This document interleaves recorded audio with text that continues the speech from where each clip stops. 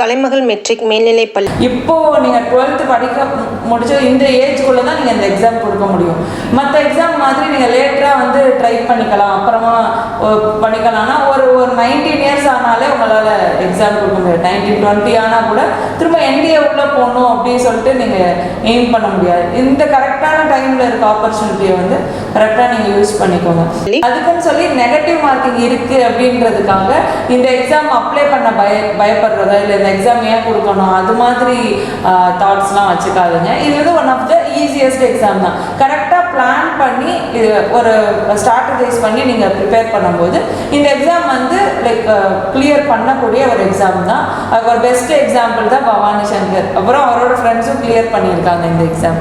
டெக்னிக்ஸ்லாம் இருக்குது.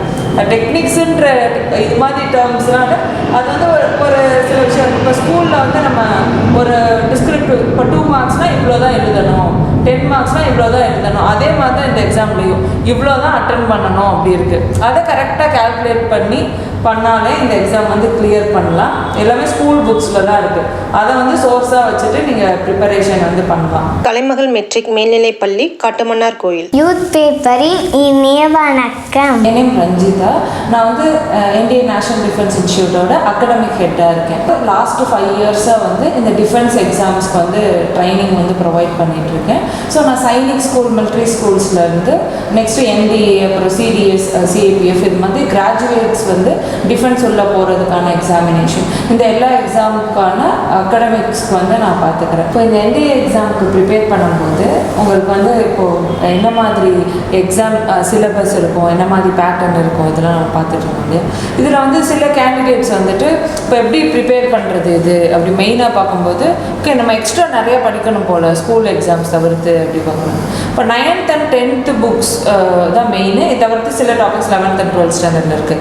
ஜிஏடியில் மேத்தமெட்டிக்ஸில் ஃபுல்லாமே 11th and 12th standard தான். ஸோ இதில் ஸ்கூல் புக்ஸில் என்ன இருக்கோ அதை நல்லா அண்டர்ஸ்டாண்ட் பண்ணி படிச்சுக்கணும். இப்போ ஸ்கூலில் வந்து நம்ம யூஸ்வலாக 9th 10th ஸ்கூல்லாம் படிக்கும்போது நீங்கள் எப்படி டிஸ்கிரிப்டிவாக எழுதுவீங்க. சில கொஷின்ஸ் வந்து சூஸ் த பெஸ்ட் ஆன்சர் மாதிரி இருக்கும். இந்த எக்ஸாமே டோட்டலாக வந்து சூஸ் த பெஸ்ட் ஆன்சர் மாதிரி தான் கொஷின்ஸ் வந்து கேட்க போகிறாங்க. எம்சிக்யூ டைப்பில் தான் கொஷின்ஸ் வந்து கேட்பாங்க. இதில் ஸ்கூலில் வந்து நமக்கு என்னென்ன தெரியுதோ அது எல்லாமே அட்டென்ட் பண்ணுவோம். எல்லா கொஷினும் அட்டென்ட் பண்ணி வைப்போம். நமக்கு என்ன தெரியுதோ எல்லாமே அட்டென்ட் பண்ணுவோம். இந்த மெயின் எக்ஸாமில் பார்த்தீங்கன்னா உங்களுக்கு என்ன தெரியுதோ அதை அட்டென்ட் பண்ணிவிட்டு என்ன தெரியலையோ அதை எப்படி அட்டென்ட் பண்ணுறது. இப்போ நெகட்டிவ் மார்க்கில் வந்து நிறைய மார்க்ஸ் வந்து லூஸ் பண்ணாமல் எப்படி இருக்கிறது அப்படின்றது வந்து இங்கே கிளாஸ்லேயே வந்து டீச் பண்ணும். ரொம்ப சிம்பிளான ஒரு விஷயம் தான். நெகட்டிவ் மார்க்கிங் பற்றி பயப்படவோ அதனால் வந்து எக்ஸாம் வந்து அப்ரோச் பண்ணாமல் இருக்கிறதோ வந்து அது கரெக்டாக கிடையாது. அது வந்து சிம்பிளாக வந்து நீங்கள் நெகட்டிவ் மார்க்கிங்லாம் ரெடியூஸ் பண்ணிவிட்டு இந்த எக்ஸாமில் வந்து மார்க் வந்து பூஸ்ட் பண்ணலாம். அதுக்கு வந்து கரெக்டாக ஒரு தெரிஞ்சிருக்கணும். இவ்வளோ நான் கரெக்ட் வாங்குறேன் அப்படின்னா எவ்வளோ நான் ரிஸ்க் வைக்கிறேன் நெகட்டிவ் மார்க்குக்காக. இப்போ 10 மார்க்ஸ் வந்து ராங் ஆன்சர் போகுது. ஸோ அதில் வந்து எனக்கு இவ்வளோ நெகட்டிவ் மார்க் வருது. இது வந்து என் கட் ஆஃப் வந்து பாதர் பண்ணாது அப்படின்ற மாதிரி அளவான ரிஸ்க் வந்து எடுக்கணும். அது வந்து காம்படிட்டிவ் எக்ஸாமில் வந்து பண்ணுவீங்க. முக்கியமாக இந்த என்டிஏ எக்ஸாமில் லிமிட்டடான கொஷின்ஸ் வந்து அட்டென்ட் பண்ணி அந்த ரிஸ்க்கை வந்து நீங்கள் லிமிட் பண்ணிக்கணும். ஃபுல்லாக எல்லாத்தையும் அட்டென்ட் பண்ணக்கூடாது. இதுக்கு வந்து எப்படி கொஷின் பேப்பரை கோ பண்ணுறது அப்படின்றதுக்கே சில டெக்னிக்ஸ்லாம் இருக்குது.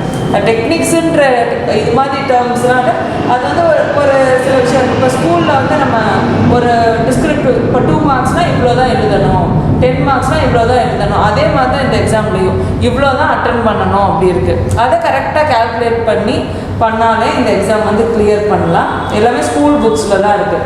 அதை வந்து சோர்ஸாக வச்சுட்டு நீங்கள் ப்ரிப்பரேஷன் வந்து பண்ணலாம். இப்போது இந்த என்டிஏ எக்ஸாம் முக்கியமாக யூபிஎஸ்சி கண்டக்ட் பண்ணுற எல்லா எக்ஸாம்ஸ்லேயும் நெகட்டிவ் மார்க்கிங்கோடு தான் இருக்குது.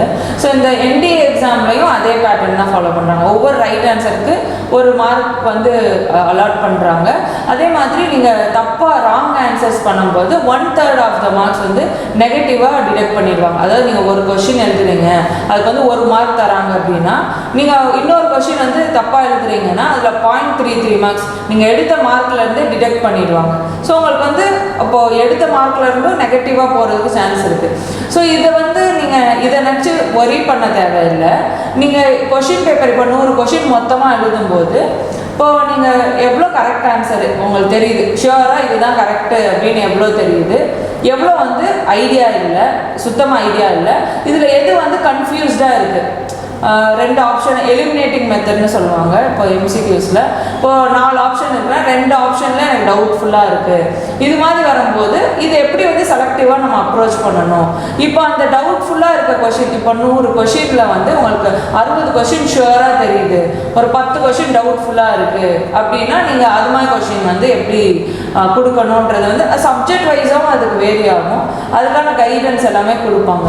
அதுக்குன்னு சொல்லி நெகட்டிவ் மார்க்கிங் இருக்குது அப்படின்றதுக்காக இந்த எக்ஸாம் அப்ளை பண்ண பயப்படுறதா இல்லை இந்த எக்ஸாம் ஏன் கொடுக்கணும் அது மாதிரி தாட்ஸ்லாம் வச்சுக்காதுங்க. இது வந்து one of the easiest exam தான். கரெக்டாக பிளான் பண்ணி இது ஒரு ஸ்ட்ராட்டஜைஸ் பண்ணி நீங்கள் ப்ரிப்பேர் பண்ணும்போது இந்த எக்ஸாம் வந்து லைக் கிளியர் பண்ணக்கூடிய ஒரு எக்ஸாம் தான். அதுக்கு ஒரு பெஸ்ட் எக்ஸாம்பிள் தான் பவானி சங்கர். அப்புறம் அவரோட ஃப்ரெண்ட்ஸும் கிளியர் பண்ணியிருக்காங்க இந்த எக்ஸாம்.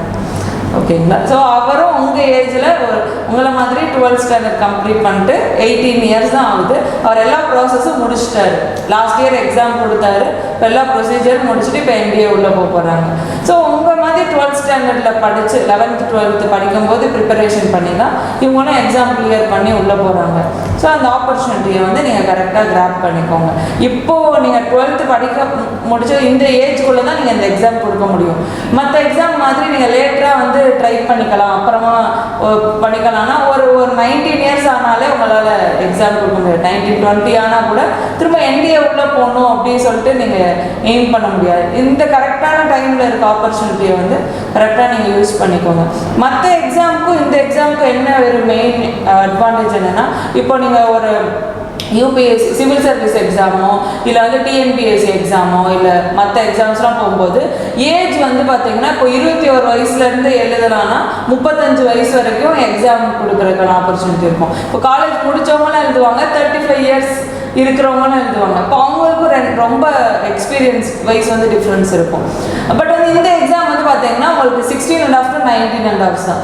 ஸோ வந்து மோஸ்ட்லி ஒரே ஏஜ் கிரிட்டீரியாவில் இருக்கிறவங்க தான் இந்த எக்ஸாம் எழுதும்போது உங்களுக்கு வந்து காம்படிஷனும் இந்த ஏஜுக்குள்ளே தான் இருக்கும்.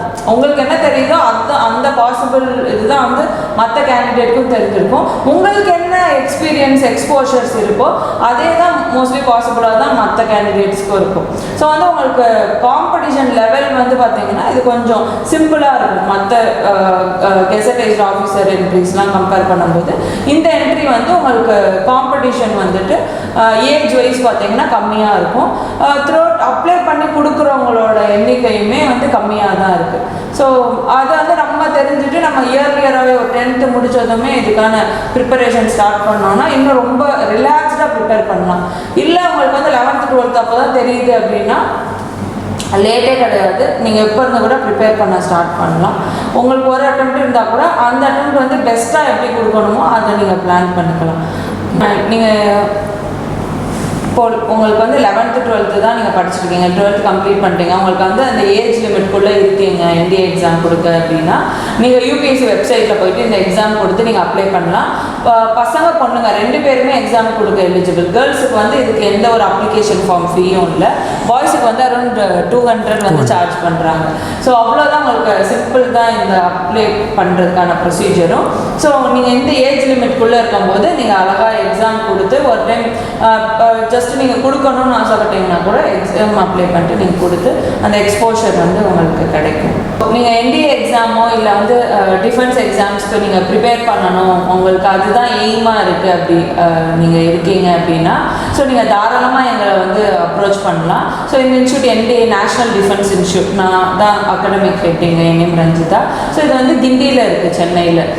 நான் எங்களோட கான்டாக்ட் நம்பர் வந்து நான் டிஸ்கிரிப்ஷனில் வைக்கிறேன். நீங்கள் ஜாயின் பண்ணுறது தவிர்த்து உங்களுக்கு எக்ஸாம் அப்ளை பண்ணுறதுக்கு ஏதாவது டவுட்ஸ் இருக்குது, இல்லை உங்களுக்கு வந்து இது போக முடியுமா, உங்களோட எஜுகேஷனல் குவாலிஃபிகேஷனுக்கு உங்கள் டேட் ஆஃப் பர்த்துக்கு உங்களுக்கு இந்த ஆப்பர்ச்சுனிட்டி இருக்கா இல்லையா, இல்லை அது ரிலேட்டடான டவுட்ஸ் இருந்தாலும் நாங்கள் அதுக்கான கவுன்சிலிங்ஸ்லாம் ப்ரொவைட் பண்ணுறோம். ஃப்ரீ கவுன்சிலிங்காகவே ப்ரொவைட் பண்ணுறோம். நீங்கள் தாராளமாக எங்களை ரீச் அவுட் பண்ணிட்டு உங்கள் டவுட்ஸ் வந்து கிளாரிஃபை பண்ணிக்கலாம். இல்லை நீங்கள் செல்ஃப் ஸ்டடி பண்ணி படிக்கிறீங்கன்னா கூட உங்களுக்கு ஏதாவது டவுட்ஸ் இருக்குது, இல்லை சப்ஜெக்ட் வைஸ் வந்து ஏதாவது சப்போர்ட் வேணும்னாலும் நாங்கள் ப்ரொவைட் பண்ணுறோம். நீங்கள் அதுக்கு நீங்கள் கால் பண்ணி நீங்கள் உங்களுக்கு என்ன டவுட்ஸ் இருக்கோ, என்ன ஒரு மென்டார்ஷிப்போ இல்லை கவுன்சிலிங்கோ வேணும்னாலும் நீங்கள் காண்டாக்ட் பண்ணி கேட்டுக்கலாம். இப்போ NDA அப்புறம் வந்து அதர் டிஃபென்ஸ் எக்ஸாம்ஸ்க்கு வந்து நம்ம கிளாஸ் ரூம் கிளாஸஸ் வந்து ஹிந்தியில் வந்து ப்ரொவைட் பண்ணிகிட்ருக்கோம்.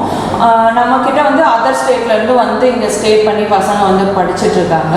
இப்போ ஆன்லைன்லையும் நம்ம ப்ரொவைட் பண்ணிகிட்ருக்கோம். ஆன்லைன்லையும் இப்போ நம்ம ஸ்டேட்லேயும் தவிர்த்து அதர் ஸ்டேட் தவிர்த்து நம்ம ஸ்டேட்லேயும் வேறு வேறு டிஸ்ட்ரிக்ஸில் இப்போ 11th படிச்சுட்ருக்காங்க, 12th படிச்சுட்ருக்காங்க, மதுரையில் வந்து டவுன் சவுத்துலேருந்துலாம் படிச்சுட்ருக்காங்க அப்படின்னா அவங்க வந்து ஆன்லைனில் வந்து கோர்ஸ் வாங்கி அவங்க ப்ரிப்பேர் பண்ணிகிட்ருக்காங்க.